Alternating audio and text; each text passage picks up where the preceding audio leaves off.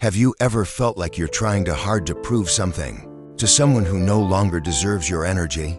Have you ever stayed silent, not because you're weak, but because you've grown strong enough not to respond? And what if I told you, forgiveness isn't about letting them off the hook. It's about setting yourself free. Welcome. I know that feeling, the quiet storm inside when you've been hurt, yet you choose to rise, not for them, but for your own peace. Not everyone deserves to hear your story. And real strength, it doesn't scream, it doesn't chase. It simply rises, far above the noise. Revenge isn't in reacting, it's in transforming. Living so fully, so gracefully, that they can't even recognize you anymore. That's not arrogance, that's clarity. Stoicism doesn't teach us to suppress, it teaches us to choose, to respond, not react, to guard our peace like it's sacred. In today's video, I'll walk you through the timeless insights that help you not just move on, but rise stronger, freer, and more untouchable than ever before. If that's the path you're on, I invite you to subscribe, and let's grow through this together. Not everyone deserves your story. The Stoic power of quiet strength. I want you to imagine something with me. You're sitting across from someone, maybe a friend, maybe a colleague, maybe even a partner, and they ask you, "Why did you pull away?" They don't ask with curiosity, they ask with accusation. And in that moment, your instinct is to explain, to defend, to lay out every detail of what happened, hoping, maybe foolishly, that this time they'll understand. But instead, you pause, you take a breath, and you say nothing, not because you're afraid, not because you don't have the words, but because you've finally realized something most people take a lifetime to learn. Not everyone deserves your story. There's a quiet kind of power that lives in restraint, in choosing silence not as surrender, but as self-respect. I've felt it. Maybe you have too. That moment where you know you could unpack everything, but you also know it won't change a thing. That's the fork in the road between reaction and wisdom. See, we live in a world that worships the performance of truth, where people spill their hearts in comments, captions, and conversations not because it brings healing, but because they crave validation. And sometimes, telling your story feels like begging to be seen, to be believed, to be justified. But here's the hard truth. The more you feel the need to explain yourself to people who've already decided who you are, the more power you give away. And some people, let's be honest, don't want your truth. They just want your vulnerability as ammunition for later. I once knew a man named Richard. He was in his early 60s, a Vietnam vet turned carpenter, salt and pepper, hair, thick hands, and a heart you could feel when he spoke. He told me a story once about a friend who betrayed him during a business deal. A man he'd known for 20 years. It cost him nearly everything: his trust, his money, his peace. But what struck me wasn't the betrayal itself. It was what Richard didn't do. He didn't confront. He didn't scream. He didn't post vague quotes online about snakes in the grass. He said, "I just walked, took my tools, closed the shop, left the keys on the table, never said a word." And when I asked him why, he looked me dead in the eye and said something I'll never forget. "When a man shows me who he is, I don't negotiate.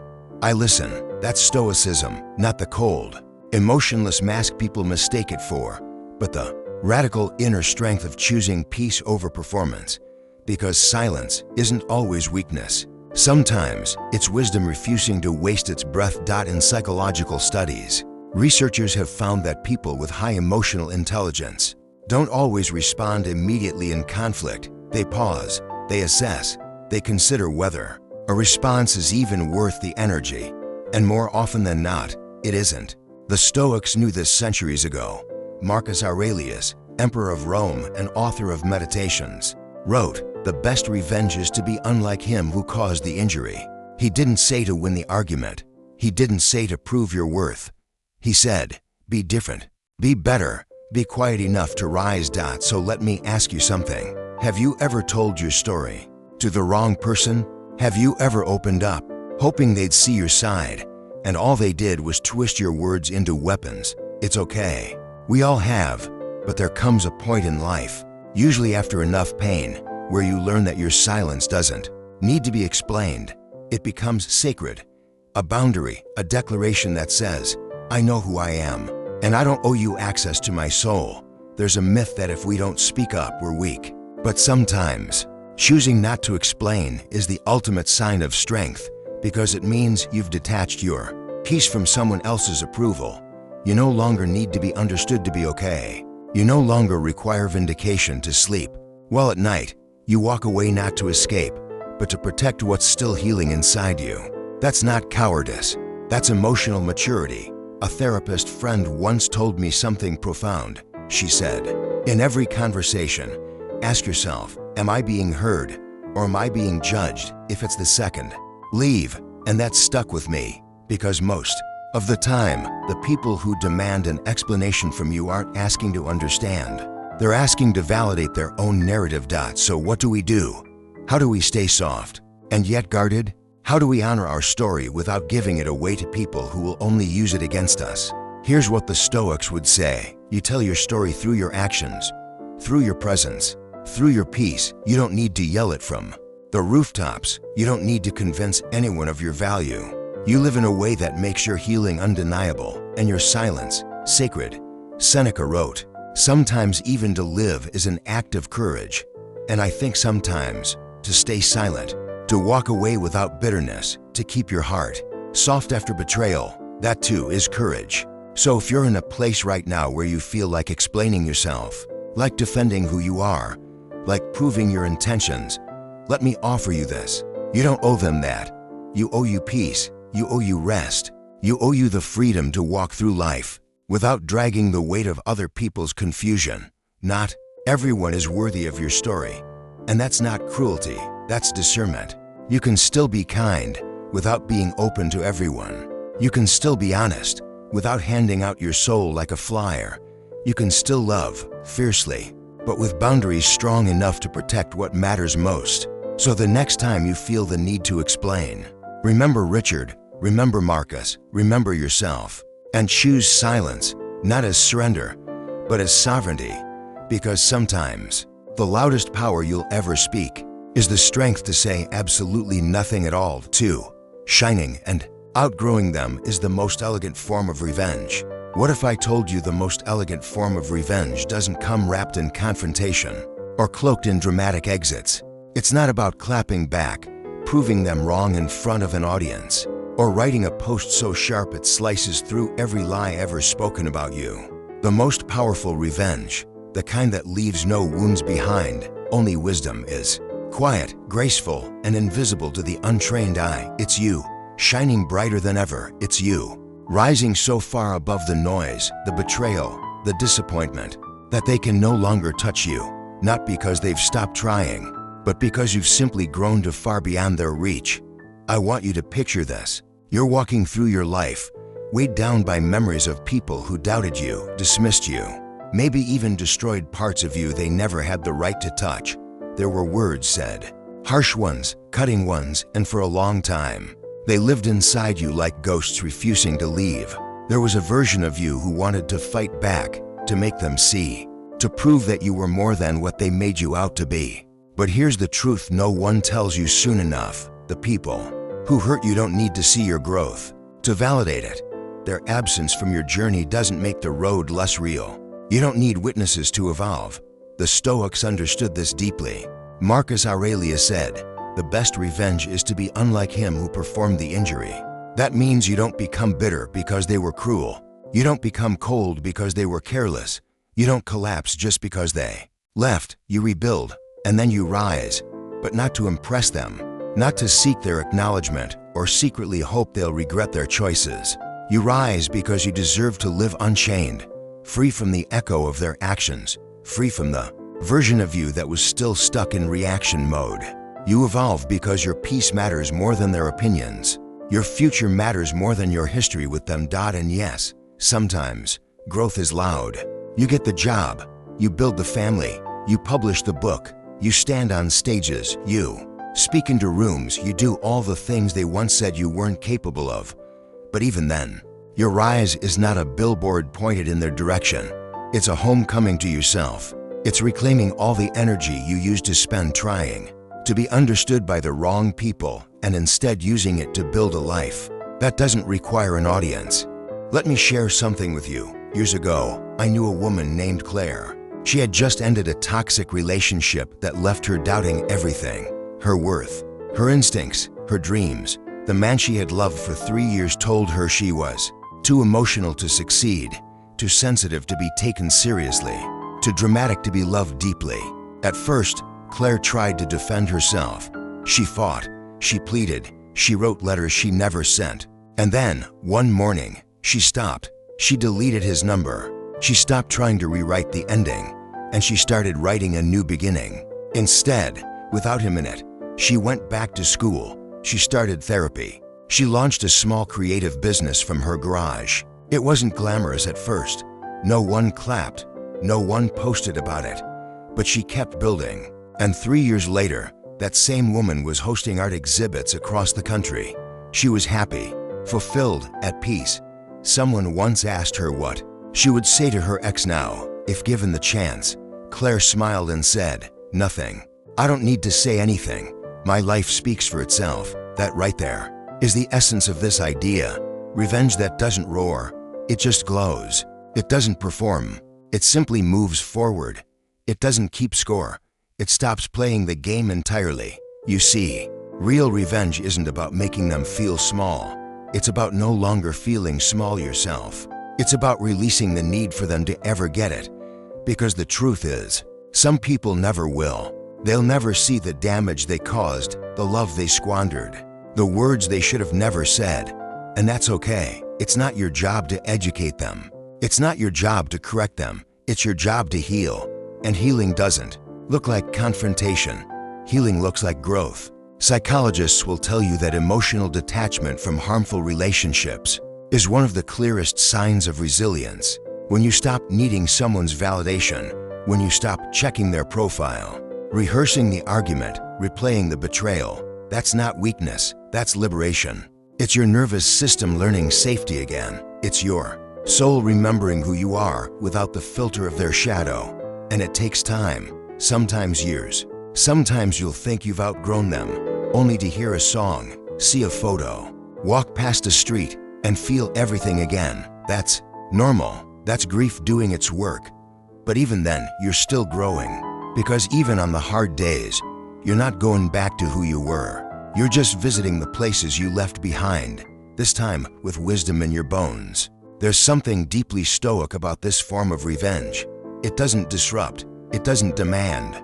It just lives, fully, boldly, without apology. And it invites others not to envy you, but to respect the quiet power of someone who no longer needs to prove a thing. So, if you're in a place right now where the temptation to react is strong, where you want to respond, reply, retaliate, take a moment, breathe, and ask yourself, does this serve my peace or only my pride?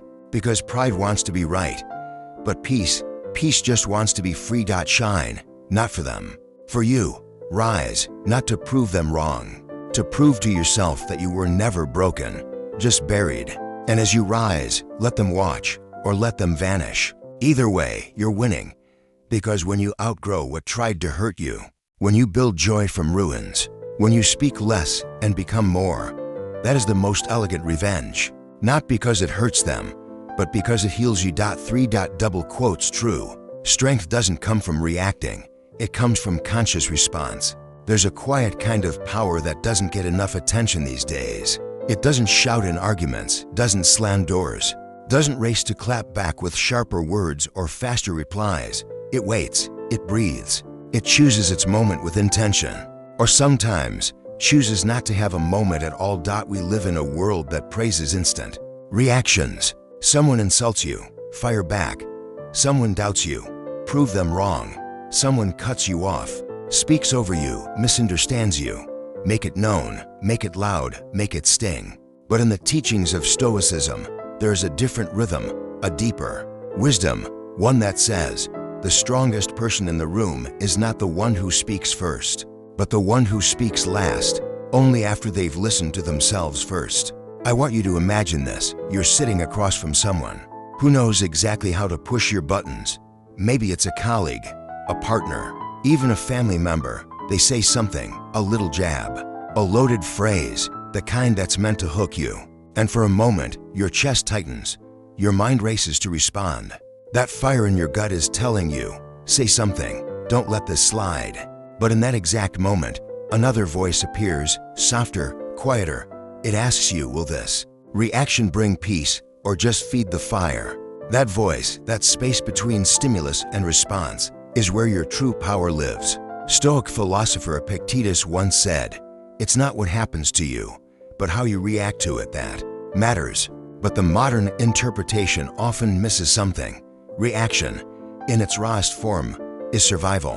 It's instinct, it's automatic. Response, on the other hand, is maturity, it's presence, it's power. And there's a difference between the two that changes everything. I once knew a man named Thomas. He was a former firefighter, a man of few words and calm eyes. He told me something I'll never forget. The fire doesn't care how you feel.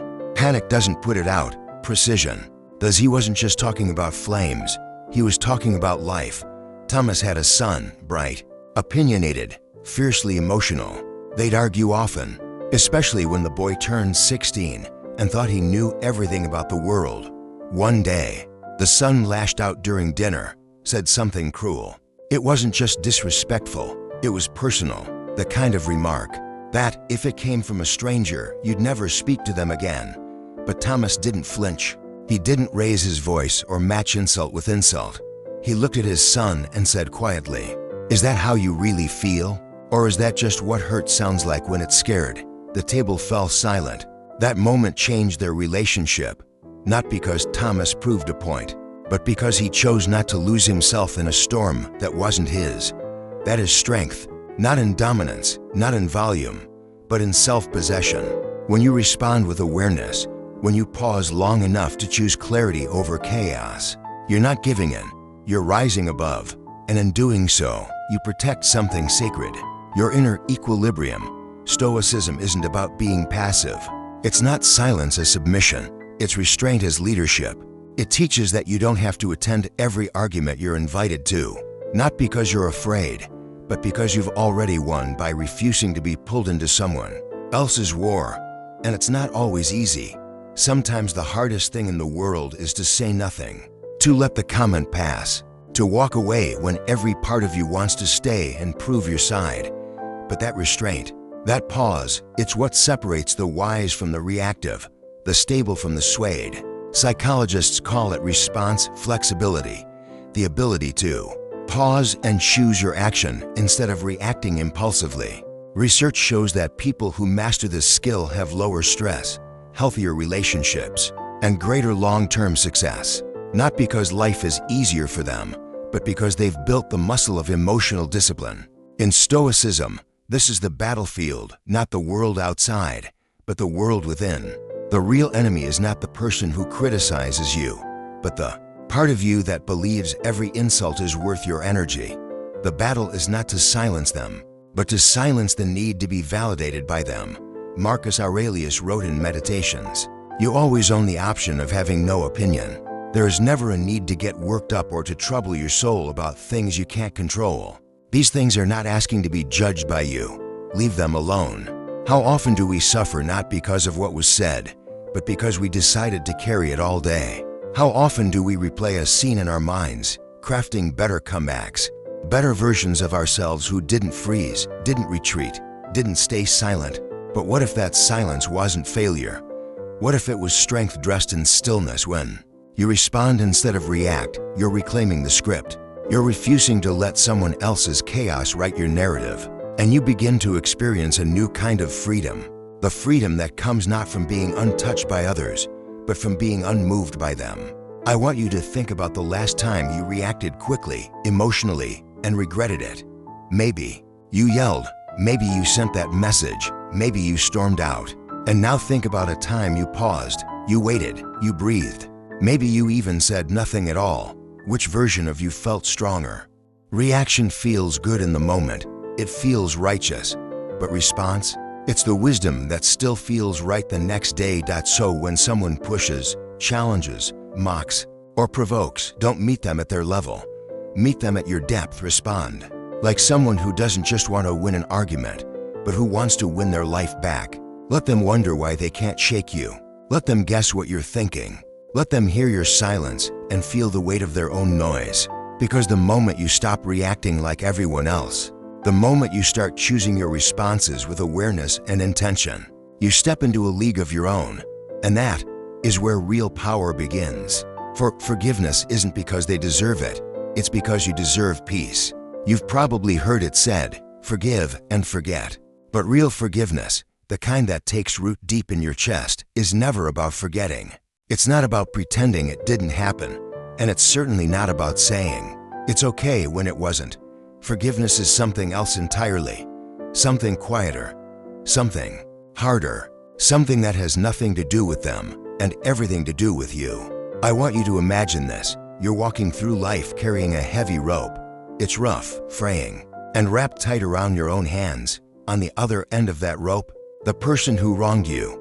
Maybe they're walking freely unaware. Maybe they're gone entirely. But as long as you hold on, you're bound. That's what unhealed pain does. It binds you to the very thing that hurt you. Forgiveness is not about letting them off the hook. It's about letting yourself off the hook of reliving it, rethinking it, redefining your worth through what they did. It's not weakness. It's the opposite. It's the courageous decision to say, I will no longer give this the power to steal my sleep, my peace, my present moments. A woman once told me her story over coffee. Let's call her Margaret. She had been betrayed by her sister, not in a small way, but in the kind of way that breaks the foundation of family, trust. Years passed. Margaret kept her distance. She didn't lash out. She didn't scream. But inside she carried it, like a shard of glass pressed against her soul. Every time she thought of her sister, something twisted in her gut. I asked her once, what would it feel like to forgive her? She looked down, took a breath, and said, like dropping a stone I didn't even know I was still carrying. That's the thing. Sometimes the people we haven't forgiven are no longer even in our lives. But the pain, it stays until we decide to set it down. The Stoics understood this deeply. Seneca, one of the wisest Stoic thinkers, once said, to forgive is to set a prisoner free and discover the prisoner was you. And in those words lies a freedom we often overlook, because we think forgiveness means reconciliation, that it means things go back to the way they were. But let's be clear, forgiveness doesn't mean return. It doesn't mean you have to reopen that door. Sometimes, the most loving thing you can do, for both of you, is to forgive and walk away. Marcus Aurelius, the philosopher emperor, wrote in his Meditations, the best revenge is to be unlike him who performed the injury. In other words, don't let someone else's cruelty become your story. Don't let their darkness shadow your light. Forgive, not because they earned it, but because you have earned the right to heal. This doesn't mean it's easy. Forgiveness is a process, not a what-I'm declaration. It's not a speech, it's a quiet shift in the heart. It begins not with them, but with you, with your decision to say, I choose peace over poison. I choose release over resentment. And yes, there's a kind of grief in that. A grief that what happened, happened, that you can't rewrite it. That justice may never arrive in the form you imagined. But grief doesn't mean defeat. It means recognition. And in that recognition, healing begins. There's an old Zen saying, holding onto anger is like drinking poison and expecting the other person to die. It's raw, but it's true. Every time we replay the betrayal, the insult, the abandonment, we reopen the wound. And the only person who suffers is the one reliving it. Forgiveness, then, is not a gift to them. It's a rescue of yourself when you let go, truly let go. It doesn't mean you excuse the behavior. It means you reclaim the right to live your life unchained. You stop letting the past have a vote in your future. You choose to rise, not because they lifted you, but because they couldn't hold you down. I want you to think for a moment. What story have you been carrying? Whose shadow still stretches across your joy? And more importantly, why? Ask yourself, what would my life feel like without this weight? What would your mornings feel like if you didn't start them with old anger? What would your relationships look like if your heart wasn't still guarded by yesterday's pain? You may not get closure from them. Many never do. But here's the hard truth. You don't need their apology to forgive. You need your own permission. Permission to stop bleeding from a cut that someone else gave you. Permission to believe that your peace matters more than your pride. Forgiveness is not a surrender. It's a declaration. This will not define me. I will not live in bitterness. I will not be a monument to my pain. And sometimes, forgiveness is quiet. There's no big conversation, no dramatic ending. Sometimes you forgive with your actions, by not responding, by choosing joy anyway, by living well, by smiling when their name crosses your mind and realizing it no longer controls your breath. Because here's the truth. Some people are chapters, not the whole book. Some lessons hurt, but they sharpen you. Some wounds scar, but they remind you of your resilience. Forgiveness is not forgetting what happened. It's remembering it without anger, without obsession, without letting it own you. It's saying, yes, that happened. Yes, it changed me, but I get to decide how the story goes from here. And maybe that's the most powerful thing of all. 5. Stoicism teaches, do not become like the one who harmed you. Marcus Aurelius once wrote, the best revenge is to be unlike him who performed the injury. And if you've ever been betrayed, insulted, or dragged through the mud by someone you once trusted, that line probably feels like a quiet revolution. See, the world often tells us the opposite.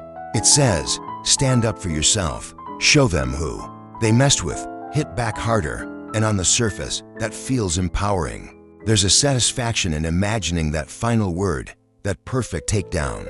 The look on their face when they realize they couldn't break you. But then what?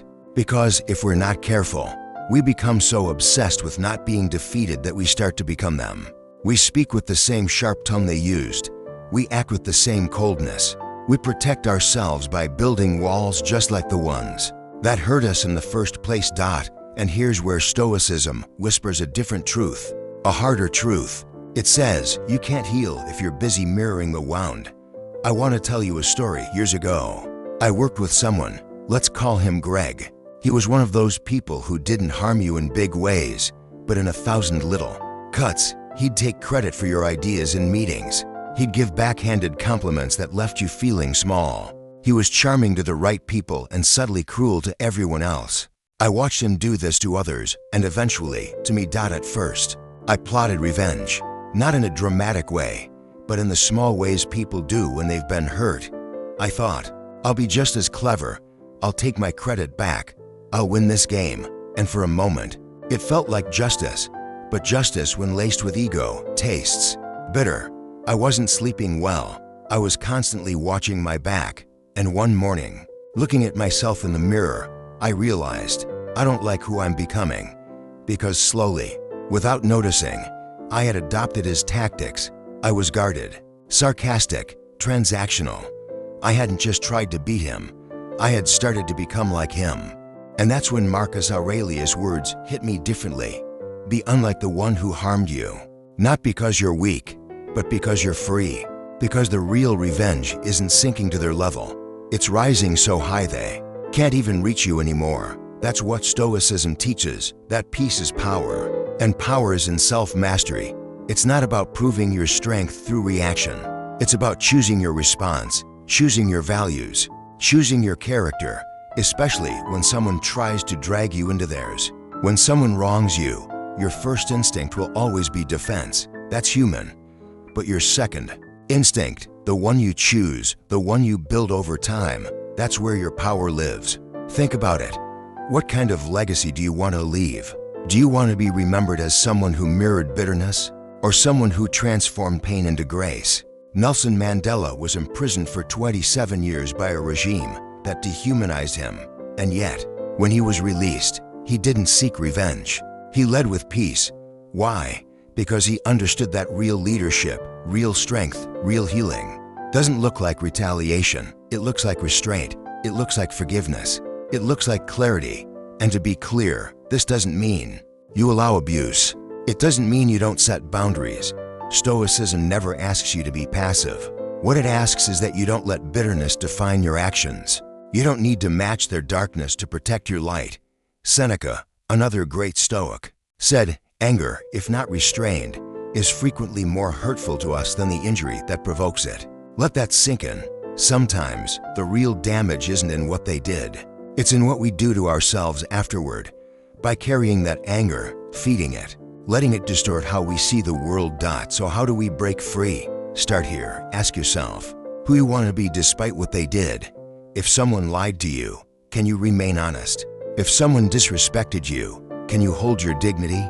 If someone abandoned you, can you show up for yourself? This is not easy work, but it is the most important work, because when you choose not to become like the one who harmed you, you're not just avoiding revenge, you're reclaiming your identity. You're drawing a line between what happened to you and who you choose to be because of it. Imagine living in such a way that your character becomes your protection, that people who tried to diminish you fade into irrelevance, not because you defeated them, but because you outgrew them. That's Stoicism in action. Not coldness, not detachment, but conscious response, deep reflection, and a commitment to live by your values, not by your wounds. The world needs fewer people who mirror harm. It needs more people who choose integrity when it's hardest, who choose peace when chaos is more tempting, who choose to stand quietly and powerfully in their own truth, regardless of what anyone else has done. So the next time someone pushes your buttons, tries to provoke you, or leaves you with a pain you didn't ask for, pause, breathe, and remember, you don't have to become like them to be free from them. In fact, the most powerful thing you can do is to rise silently, peacefully, and walk away, still yourself. That's not surrender. That's victory. Dear friend, we grow up with a dramatic idea of revenge, striking back, proving our worth, making them pay.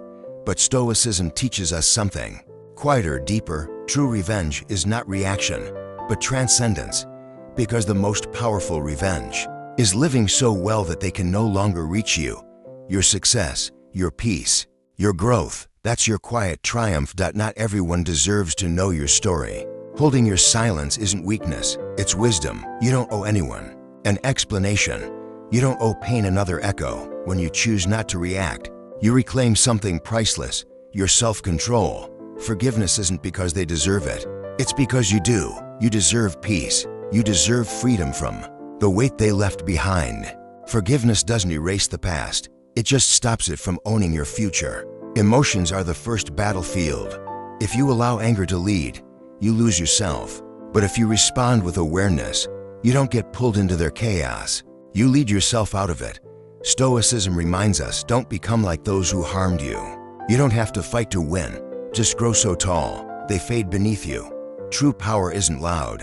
It's calm, unshakable, and undeniable. And if you've started walking that path, the quiet, steady one, then I invite you to walk it with us. Join a community that chooses clarity over drama, strength over noise, peace over revenge. Subscribe to this channel and grow alongside others who are done reacting and ready to rise. Because you don't need to get even, you just need to become untouchable.